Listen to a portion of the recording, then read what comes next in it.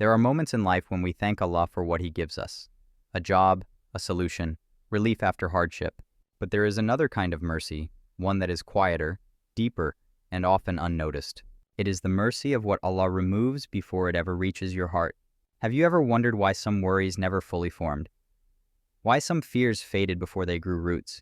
Why some disasters never arrived even though all signs pointed toward them? This is not coincidence. This is protection. We often measure Allah's love by what we receive. But imagine if Allah gave you everything you asked for without restraint. Some of those things would have destroyed your peace.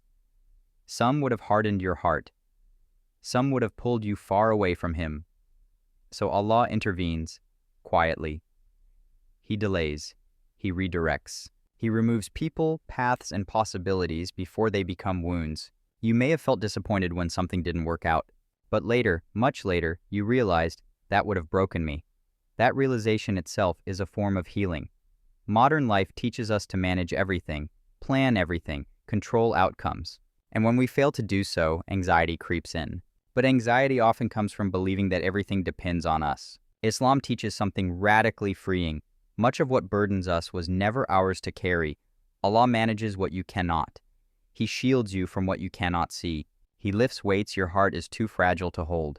Sometimes the peace you feel is not because your problems are small, but because Allah is large. Not every dua is answered with a gift. Some are answered with distance, distance from harm, distance from regret, distance from paths that would have led to spiritual ruin. You asked for ease, Allah removed anxiety. You asked for success, Allah removed arrogance. You asked for love. Allah removed attachment to what would never last. And you may never know the full story until the day when all veils are lifted. Sometimes Allah takes something from you and replaces it with something you cannot name. You just feel lighter, calmer, less restless. That is not emptiness. That is space created so faith can breathe. Allah does not just give happiness. He removes despair. He does not just give risk. He removes panic about tomorrow. He does not just give love. He removes loneliness by drawing you closer to Him. This is why remembrance soothes the heart. Not because life becomes perfect, but because the weight is no longer unbearable. True spiritual maturity is not asking, why did this happen to me? It is learning to ask, what was Allah protecting me from? When you begin to see life this way, gratitude deepens, even in hardship, even in delay, even in unanswered questions.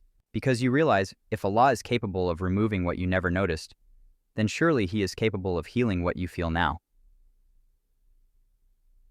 The next time your heart feels unexpectedly calm, do not rush past it. Pause, breathe, and thank Allah not only for what He gave you, but for what He lovingly removed. Make this a habit. When worry comes, remember Allah's unseen protection. When fear rises, return to dickar. When your heart feels heavy, turn to Him before it breaks, because the one who shields you silently will never abandon you loudly.